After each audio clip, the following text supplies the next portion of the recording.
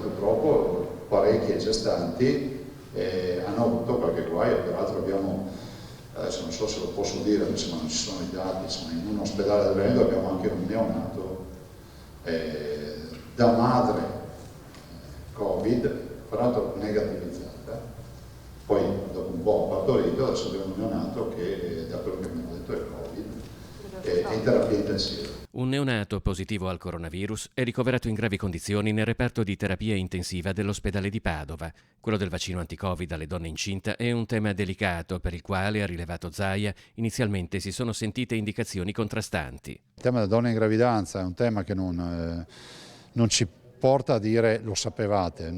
Povere, molte gestanti hanno avuto indicazioni all'inizio e penso sia stato bene così di attendere e fare il vaccino. Adesso vedo che la comunità scientifica dice fate il vaccino perché il costo-beneficio è a favore del beneficio, visto considerato che se poi vi infettate durante le fasi magari terminali della gravidanza qualche guaio potete averlo. Nelle ultime 24 ore il Veneto ha registrato 3 decessi e 457 nuovi contagi. Attualmente in regione ci sono quasi 12.000 positivi con un'incidenza dello 0,85%.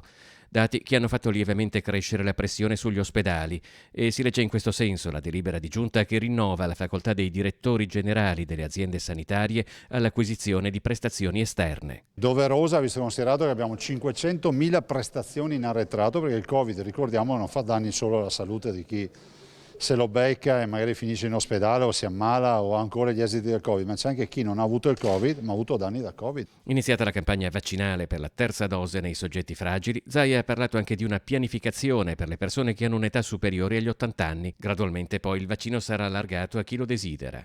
Sarà inevitabile che quantomeno, il vaccino non è mai obbligatorio, ma ci sia un accesso volontario per tutti poi alla fine, no? Immagino che alla fine è così. Nel primo anniversario della vittoria elettorale, che lo ha confermato alla guida del Veneto, Zaia ha fatto il punto su quella che sarà la futura attività del Consiglio regionale. Il Consiglio deve normare per sburocratizzare, per rendere molto più easy la vita dei veneti. E noi siamo impegnati su molti fronti, no?